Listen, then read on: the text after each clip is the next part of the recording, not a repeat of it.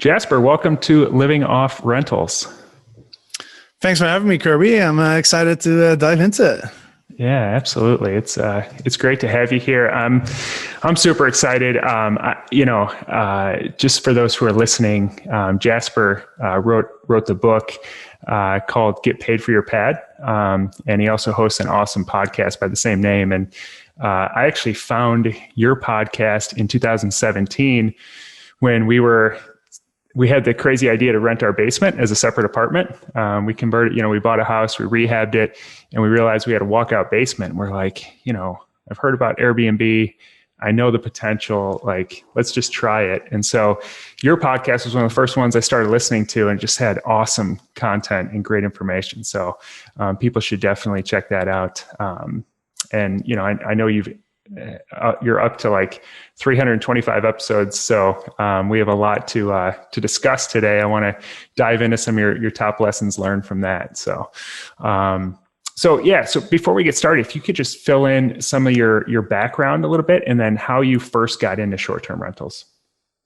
Yeah, absolutely. So this is a while ago, 2012, I got started with Airbnb. The reason why I started with it was because, I was renting out my apartment back in Amsterdam to long-term renters. And I wasn't very happy with that situation. Number one, it's hard to get people out when you want to control over your unit back. The rate of return wasn't so great, and I couldn't use it myself. So in 2011, I stayed at an Airbnb myself, and I was like, wow, what if I do Airbnb with my place? That seems to solve my free concerns. And so I threw it on there, and it quickly took off, and it allowed me to essentially not go back to having a job, which was awesome. So I actually used that single apartment to travel around the world. I did that for 6 years. I lived out of my suitcase for 6 years, traveling the world just off that one Airbnb listing. And that's what led me to write a book, because people were always asking me, are you a millionaire, or are you retired? Did you win the lottery? Why don't you have a job, and why you're always traveling? And I was like, well, I just rent out my apartment on Airbnb. And that was, at the time, that was very shocking to most people. Yeah. Yeah, I mean, this community, it's mostly long-term renters. And I think the thought of being able to be financially free on one property is just unheard of in the long-term rental community. But I've heard of, I keep hearing more and more people who are doing it. So that was 2012. So how did that? Did you just stick with the one property for quite a while? And what did you do over the years? Is it transformed into more of them? Yeah, so eventually Airbnb was kind of banned by the city of Amsterdam. So I actually ended up selling my house, and I reinvested the proceeds into 3 different properties in different places around the world. One in Colombia, one in Thailand, one in the Philippines. Mm-hmm. And on top of that, I was getting quite a lot of requests from people for me to manage their places. Now it wasn't never my intention to build up a giant, management company or anything. But I would manage some places for other people, and I'm currently also managing a small boutique hotel as well. So that's what I do now. Essentially, I run my 3 properties that I own, and then I manage the hotel, a few other listings, and mostly I focus on education. So I partnered up with somebody, and right now I'm actually in my HQ, my new headquarters of our new company, essentially, where we're trying to just provide as much value to the short-term rental community as possible through our different products and programs. Yeah. Wow. And you were just telling me before we jumped on, so your new HQ, you just moved back then from Spain to San Diego, and that's where that is, right? Yeah, that's right. So my business partner, Eric Miller, he lives here, and we built out a studio and a headquarters office here in his garage. So I gave him my lease in Barcelona, where I've been for the last couple of years. And now I'm at least partially moving to San Diego. So, Man. I'm exciting so stuff. jealous. You can see outside. Let me see if you can see out the window here. I'm in a winter wonderland today. It's been snowing like crazy here in Northwest Indiana. So Ah, I know you got your nice. garage door open there and are basically just chilling outside, which is awesome. Yeah. Yeah, I can see the palm trees. I'm looking at palm trees right now. Oh man, you're doing something right there then. So is that where your short-term rentals are then in San Diego, or where they're located? No, Eric built a business here he had up to 90 properties here in San Wow. Diego.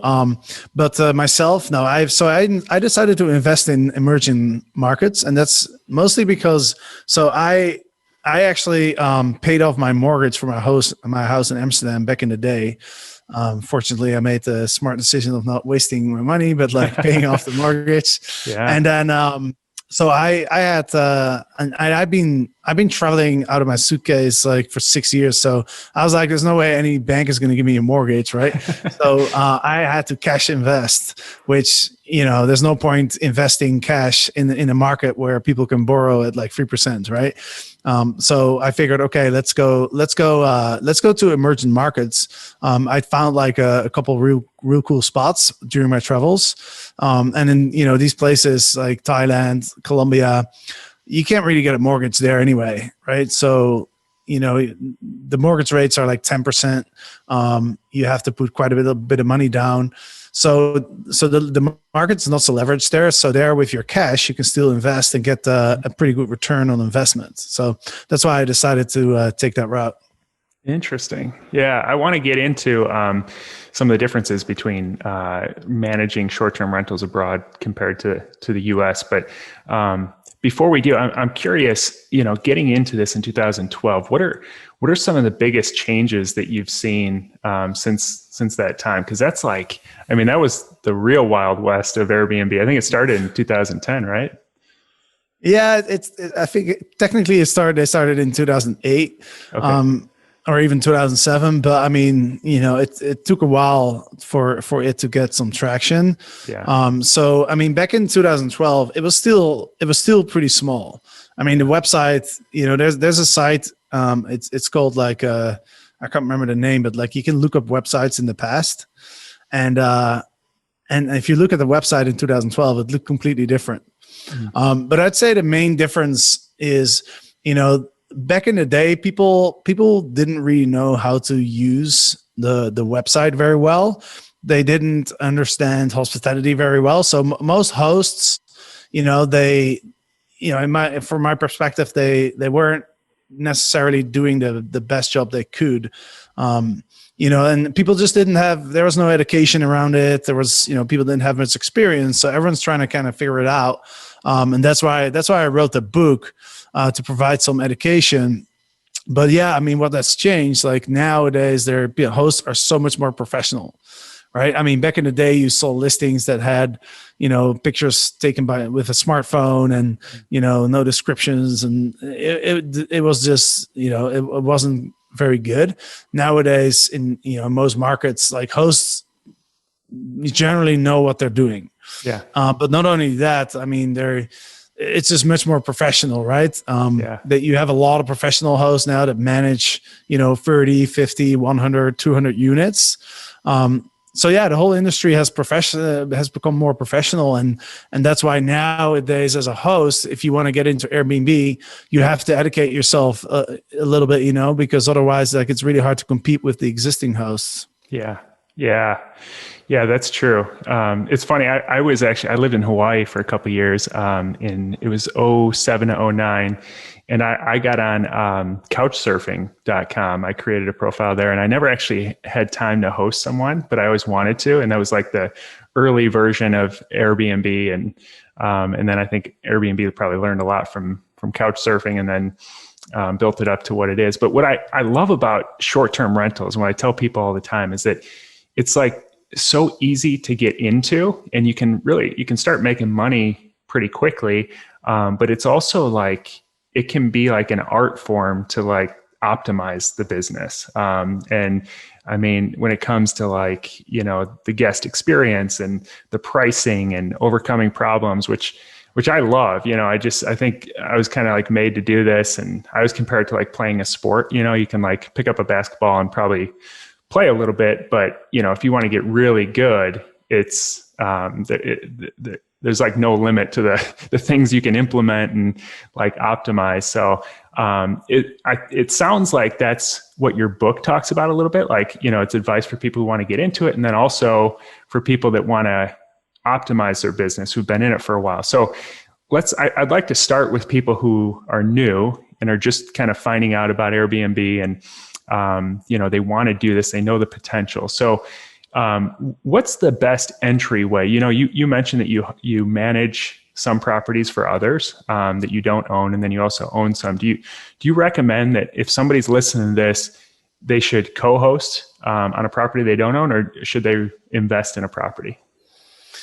Yeah, that's an interesting question, because and that's a cool thing about Airbnb and short-term rentals in general. It's just there's so many different ways of doing it. Yeah. Right. I mean, you have people renting out a spare room. You have people renting out their own home when they're on holiday, or they go travel for a couple months. You have people that own a home and they just rent that out, and they move in with their partner or something like that.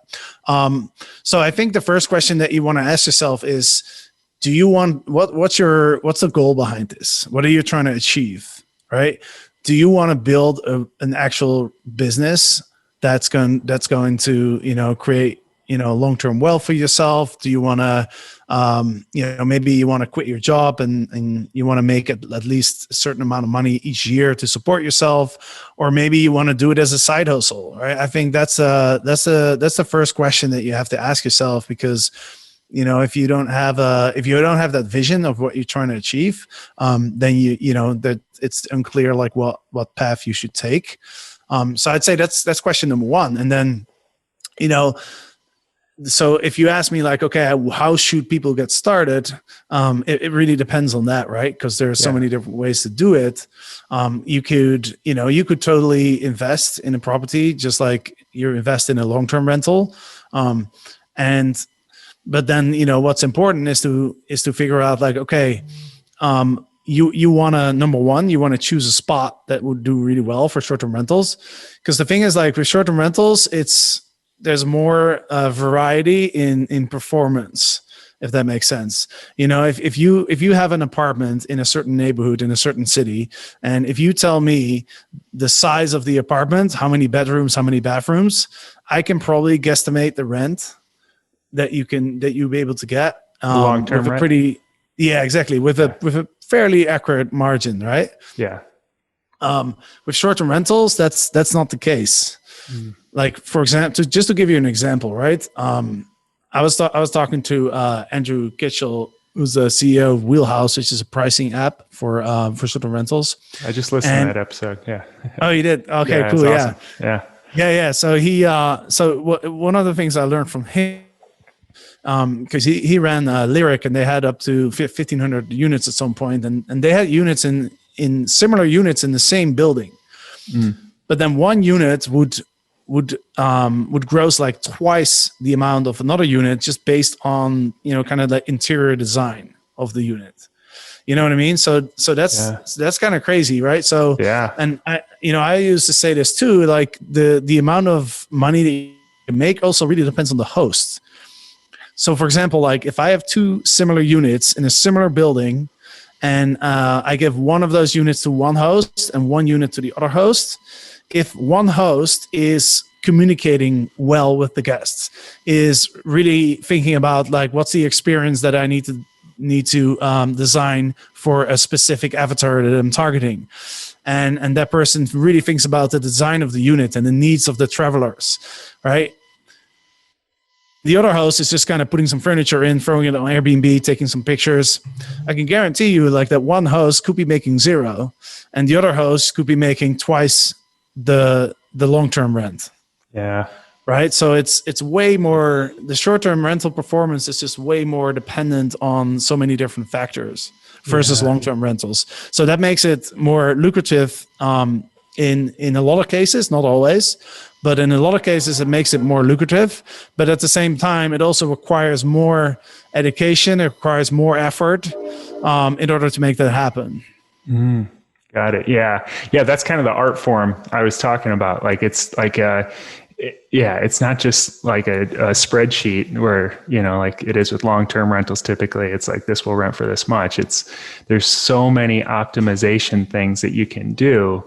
That's why, I think it's so cool because, if you're willing to put in the work, it can be extremely profitable. So do you think it's possible for somebody realistically to, still, like, would they be able to live off one property, or was that just like something that you were able to do because it was early on? Well, I was able to do that just because I didn't have a mortgage on that place, right? Yeah. So, but just to give you some numbers, like I was renting it out for about 1,500 euros a month Long term? at the time, Yeah. right? When I had it on Airbnb, after about 6 months or so, you always need a period for, to build a reputation, and I had to learn too. But eventually, I was making close to 5,000 a month. Wow. Wow. And that was enough for me to support myself, because I was traveling and I was staying in low cost countries. I would go to Vietnam for 2 months, and there for 1,000, 1,500, you can live pretty comfortably. Wow. Right. So yeah, I mean, it is. I mean, yes, it is possible. But I mean, most people, realistically, for most people who are getting into Airbnb, most people, they either have a mortgage on their home or they're renting it, right? Mm-hmm. So then, there's a margin on top of that you could make. But I would say if you have a mortgage or you're renting a place and you're trying to support yourself, you would probably need, depending on the market, depending on a lot of things, of course, but you probably need at least 3 to 5 properties or so to make enough money to sustain yourself, I would say. Yeah. Yeah.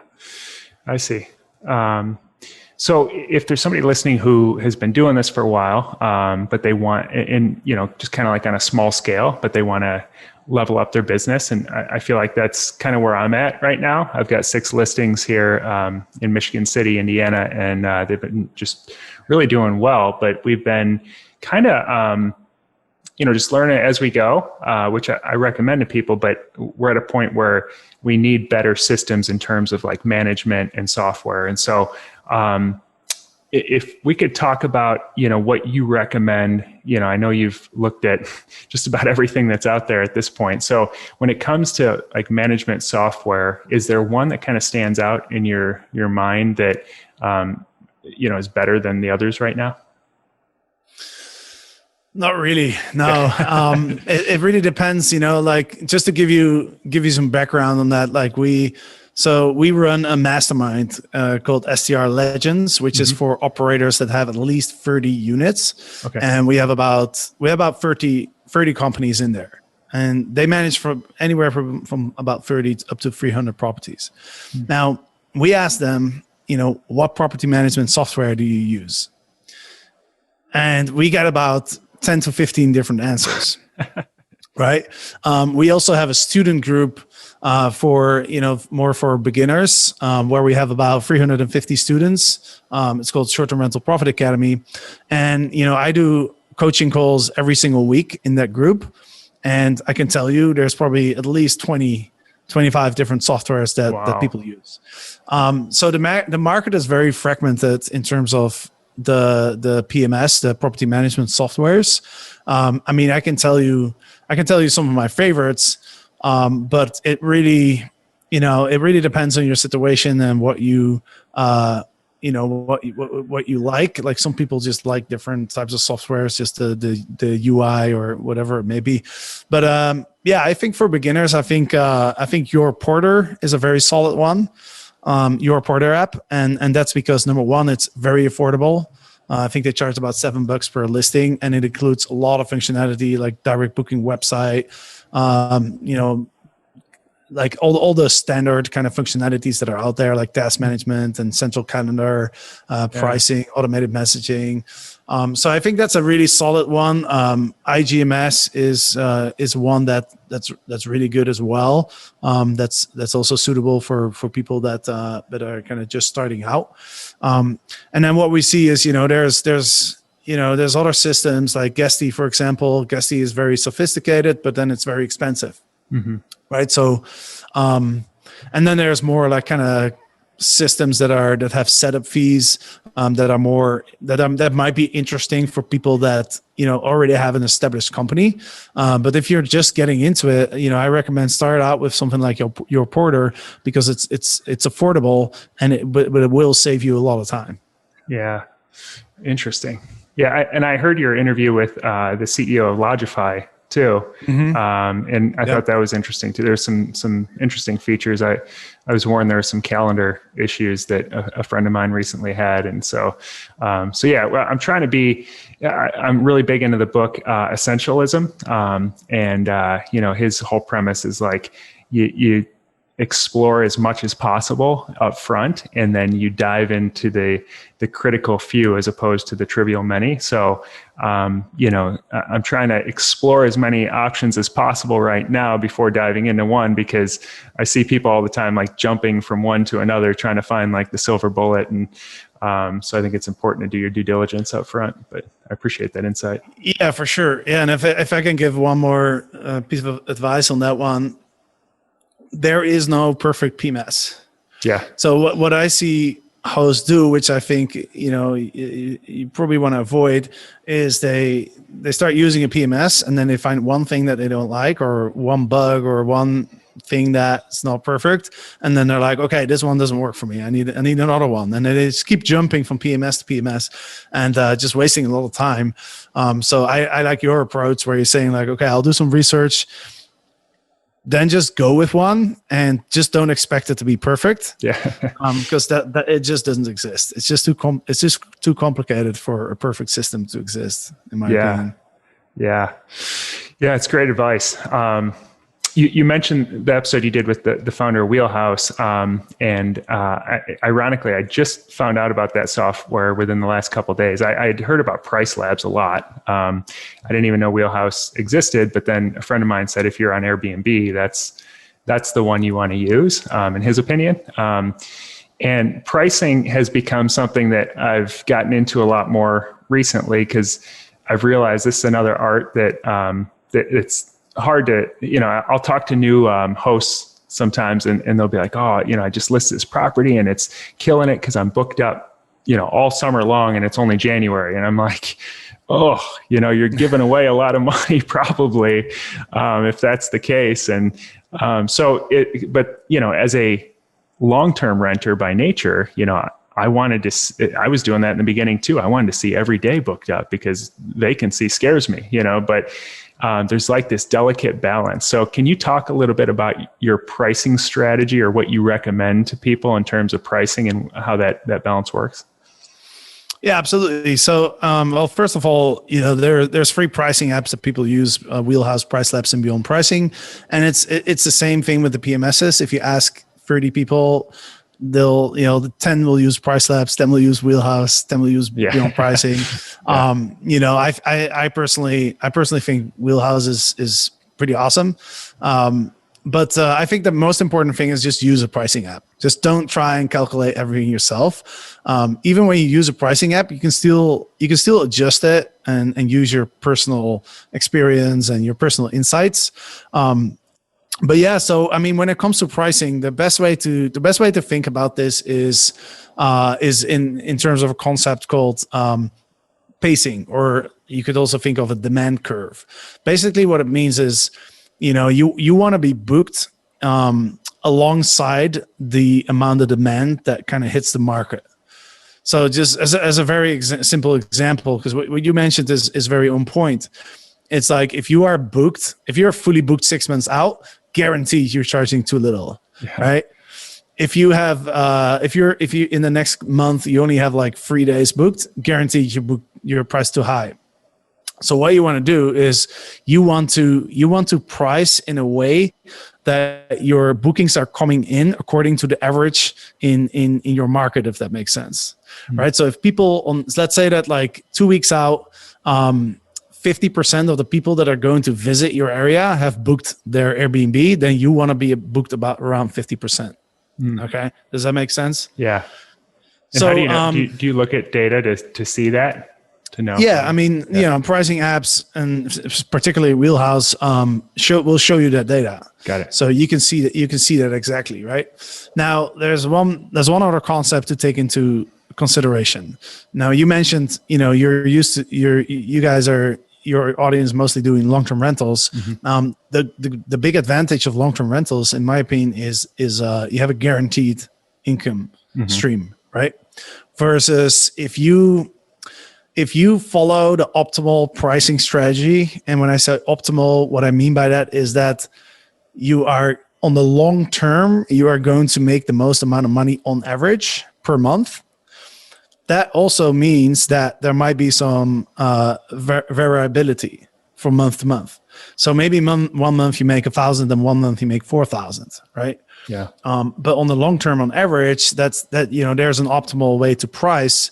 But let's say that you might want to sacrifice a little bit of profitability for a little bit more stable income.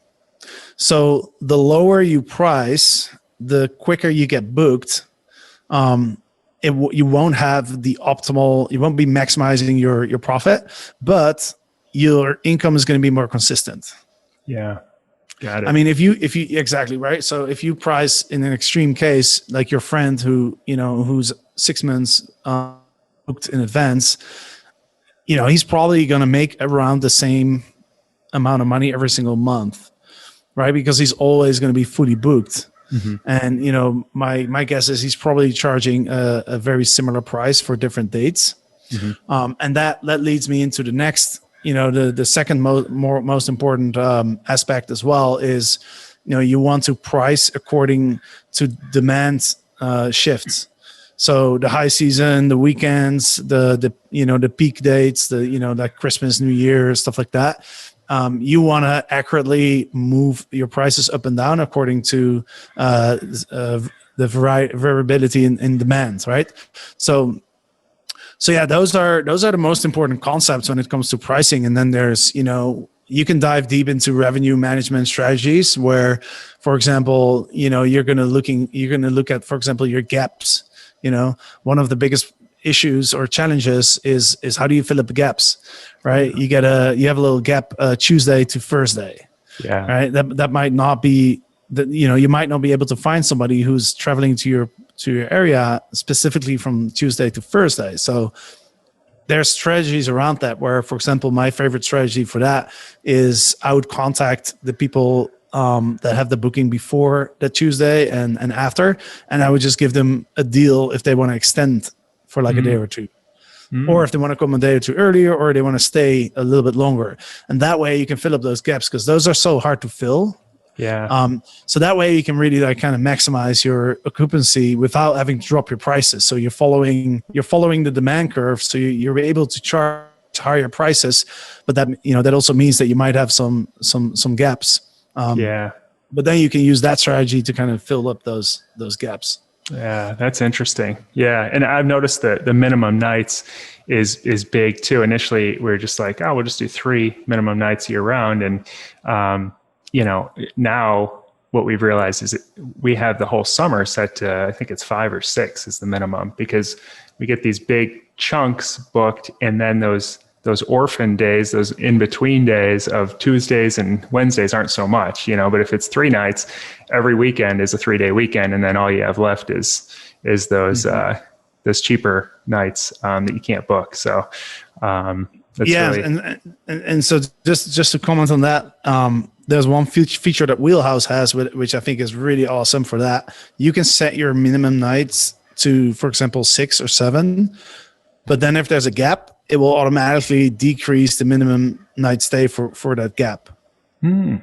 Oh, wow. You know what I mean? Interesting. Yeah. Because that's the challenge, right? Yeah. Exactly. So because that's the challenge, right? If you do like a week minimum stay, but then you have a 6-day gap, then the gap can get booked. Yeah. Interesting. Cool.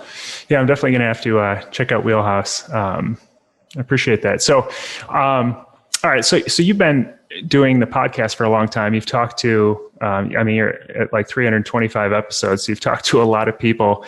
Are there a few trends or I guess keys or certain practices maybe that hosts are doing that you've seen that like kind of stand out, and that's what's led to success? Like maybe it's a personality trait or, something specific that after interviewing so many people that you can see kind of is one of the keys. Mm-hmm. Yeah, absolutely. I mean, I think the key difference between somebody who's really successful and somebody who's kind of struggling, in my opinion, is the person who's successful typically thinks of Airbnb or short-term rentals as providing an experience, versus the struggling host typically thinks about it in terms of renting out a space. Because if you think about it in terms of renting out a space, then you are not going to understand your guests and their needs. Because if you think about it, when you book a short-term rental, you're really looking for an experience. Because there's a purpose behind it, right? So if let's say you're on holiday, right? If you go on a holiday, then your main need as a traveler is probably like convenience and like not having to stress about anything. Because you're on holiday, you don't want to stress about anything. Yeah. So in that case, you want to create an experience that's as flawless and as smooth as possible for your guest, right? Your guest doesn't want to think about, how do I get to this apartment, or how do I get access, or how do I do this, how do I do that? Like, that person doesn't want to think about anything. The person just wants to chill, wants to relax. Yeah. If you are catering to somebody who's a business traveler or traveling with families, or now of course there's a bunch of trends like remote workers, there's the staycation people. If you think about it from the perspective of what is the experience that I need to create to make sure that that group that I target, that avatar, is going to love the experience, then you're automatically going to think about like, okay, well, I want to cater to families. So families have, young children, right? Their most important concern is probably that their children are safe, right? So I need to put a fence around my pool, or I need to put a little fence on the staircases, or I need to buy some games, right? Because what parent doesn't love like arriving at a place and then there's like a game, and the children just dive into the game room and you don't hear them for the next 3 hours. Yeah. So the parents can unpack and they can relax and do whatever they want to do. Yeah. So that's the main difference. You have to put yourself in the shoes of the people, of your customer, of your guest, and you have to really understand like what their needs, what are their main concerns, and how can I remove their concerns and provide the best experience possible for them. That's a great point. A great way to look at it. I'll hear people sometimes, talk about, because my wheels are always turning around. Like, what are the biggest ways to make an impact that are like the most affordable? And some people like will complain or say, I would never like provide, like we put like Google speakers in our Airbnbs, and the review, like we have so many people leave in the guest book or on reviews, like my kids love that thing. Like they're playing with it the whole time, asking it to tell them jokes and playing music and stuff. And it's like a $40 speaker or something. We put a few of them, but then the same person who says, oh, I wouldn't do that because you're just wasting your money, they'll spend money on like name brand cleaning supplies, and not optimize like the cost of their cleanings. And so it's, again, like another art to it is like figuring out what are those things that aren't like crazy expensive, but they create that experience that and make the biggest impact for the least amount of money, and like smart ways to spend the money to provide that experience. So I love that you said that. Yeah, that's 100% on point. Yeah. There's small things that you can do that really improve the experience that don't cost much at all. Yeah. Is there anything else that stands out in your mind, like that you make impact like that that you've put in your Airbnbs, or you've heard others? I mean, the thing that I recently did that is giving me a lot of benefits right now is I upgraded my Wi-Fi. Wi-Fi speed. So okay. I'm paying like, I don't know, like $20 a month extra or something. Mm-hmm. But now I have probably the fastest internet in my neighborhood, and I advertise with that. And since I did that, the bookings are just nonstop. Interesting. Yeah. I've had that question a lot actually with people working and doing school from home, what the speed is. So I think I'm at like 300 megabytes a second, but I could probably upgrade. Yeah, I mean that's a lot. I mean, my property is in Colombia, so the speeds are a bit lower. Yeah.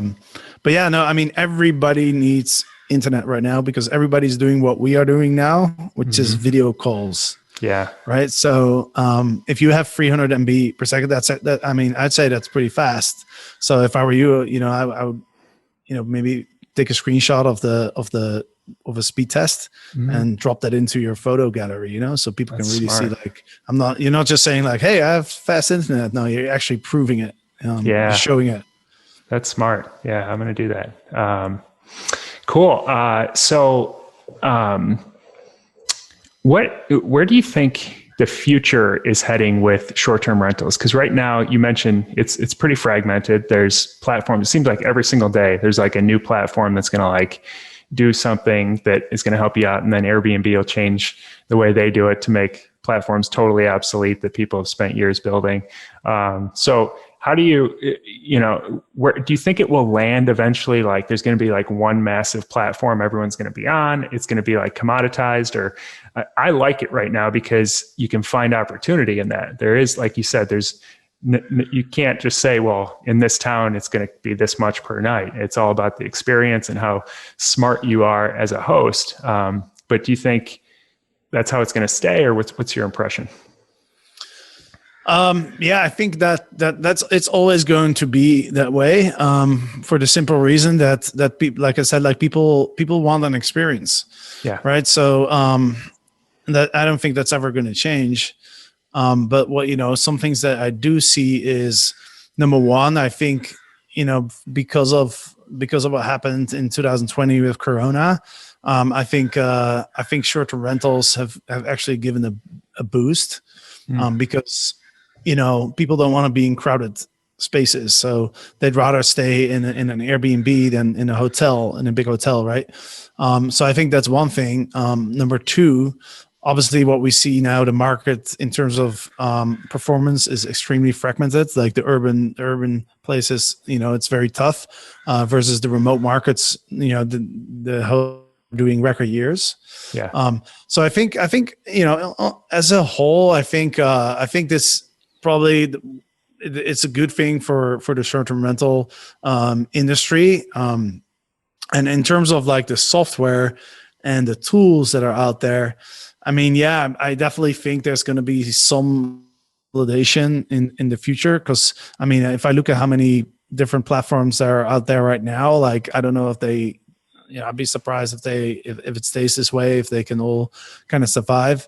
I think there's going to be some consolidation at some point, but then at the same, I don't think there's going to be one platform that is going to be used by everybody because there's just so many different ways that you can do short-term rentals. So there's always going to be different platforms that suit different people better than others, right? So yeah, I see. Yeah. It's interesting to think about, and I think it's a long way off if it does, get to a point where it's, very commoditized, but it's always, you got to really stay up on it because it's constantly changing.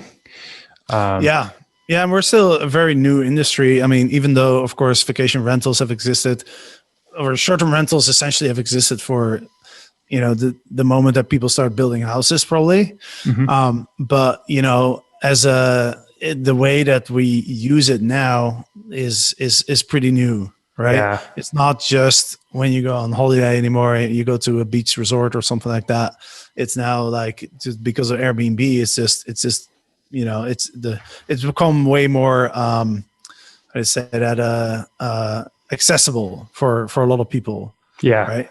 So, but that part of the industry is still quite new, actually.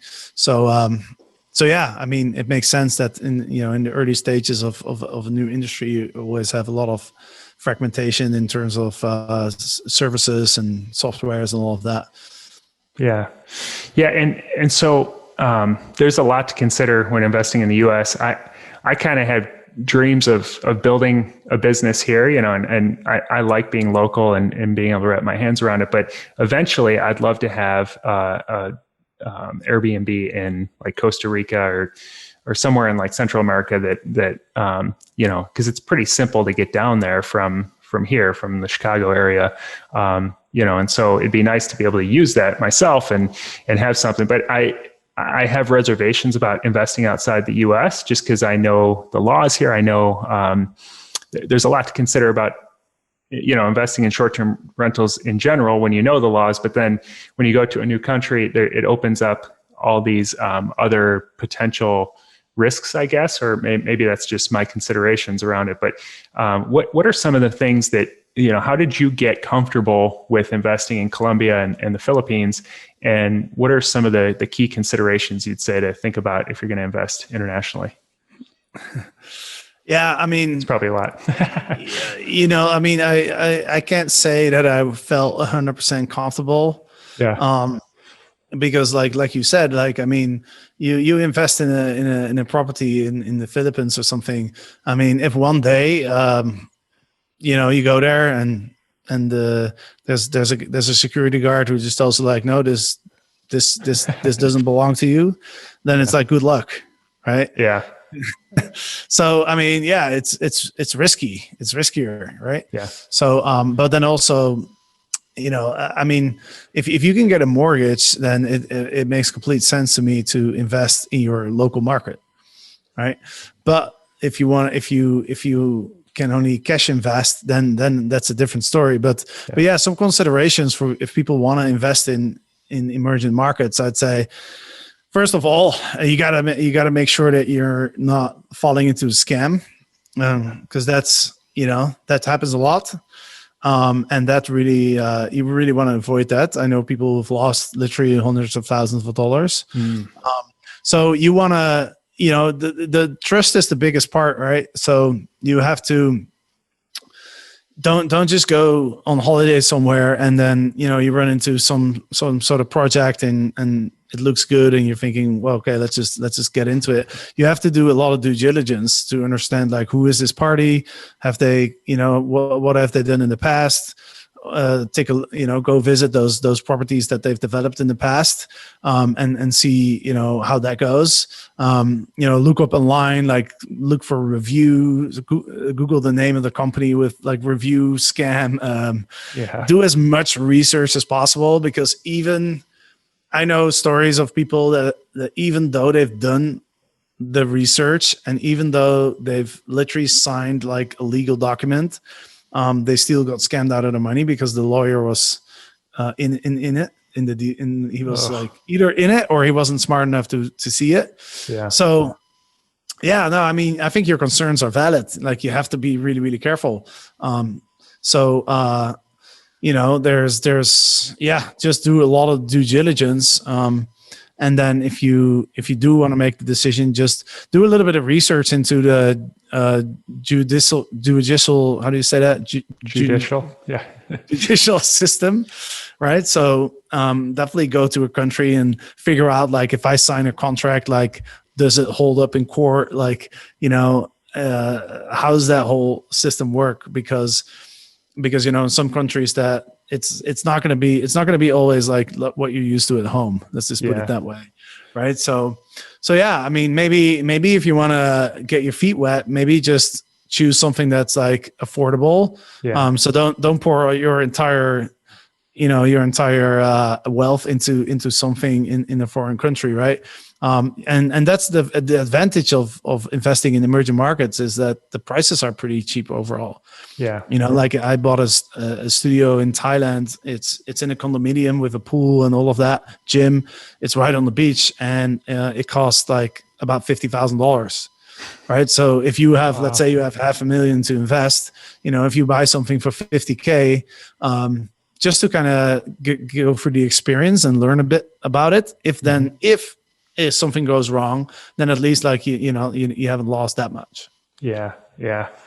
Great advice. Yeah. And I feel like the areas where, like, they depend on tourism are going to be a little more protected too, because their economy is like driven by that. So they're going to be incentivized not to, like, just show up with security guards one day and say, we're seizing your property. But yeah, you never know. So it's great advice. Start small and scale up once you learn it. But that's awesome.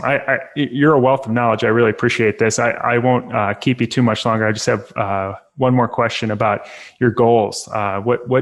What's your goal with what you're doing now? And are you planning to scale your short-term rentals? Or are you mostly focused on the education piece? And what does that look like? Yeah, we're currently we're mostly focused on the educational side. So we have a starter program and we have a mastermind for high-level operators. We're currently working on a program that kind of bridges the gap between the beginner and the let's say the big operator. Yeah. So that's our first goal. But our second goal as well is we actually want to get into some really unique properties here in the US. So that's something that we were working on as well, launching a new brand and developing some really unique properties in some unique nature locations. Nice. So yeah, that's something that we're pretty excited about. What's your top idea for that? Just out of curiosity. Like the location? Share it. Like what type of property or location? Yeah, like what is it, like tree like houses or? yeah, something along those lines. Okay. Just we just believe that number one, people are going to be looking for more unique experiences going forward. Because even if you look at the younger generation, I mean, if you're like, if you're in your teenager years right now, what I see is like, if it's not Instagrammable, then, it's almost like, no, I'm not doing it, Yeah. That's that's the direction that it's going. So, so people are going to be looking for more and more unique experiences. And number two is just because of COVID, people are going to be looking for remote in nature, not a lot of people around. I think also at some point people are going to also be looking more and more for places to disconnect. So unique places, remote markets, in nature, and then unique properties, as you mentioned, whether that's tree houses or maybe little domes or tiny homes, or, that's a direction that we're thinking. Very cool. Yeah, my wife and I just bought a 10-acre farm, and we're rehabbing the farmhouse that we're going to move into, and we just decided to buy the 35 acres next to it that kind of joins with it. Our plan is to do something cool there. We're still figuring out what that is. Some sort of. Initially, we're like tiny houses, but I heard someone say the other day, you don't have to be better than other hosts. You just have to be more unique, and that's what's going to make your success on short-term rentals. And so I'm trying to think through unique ideas that are still feasible and not too crazy that you can't make them work. So that's a great approach. Yeah. Cool. Well, that's awesome. What's the best way for people to get in touch with you other than read your book and listen to your podcast? Yeah, feel free to reach out, Jasper at getpaidforyourpad.com. Okay. And then for people that want to, for the larger operators, you can check out strlegends.com. For the smaller hosts who want to learn how to scale, you can go to strprofitacademy.com. And then getpaidforyourpad.com has free information for everybody. Nice. Awesome. Well, this has been a great interview. Really appreciate all your knowledge and all your experience, working with so many operators over the years. It's great that you're willing to share it with this community. And I know people are really going to benefit from it. So thanks for coming on. Yeah, thanks for the invite. Appreciate it. And good luck with everything. Thanks. Take care.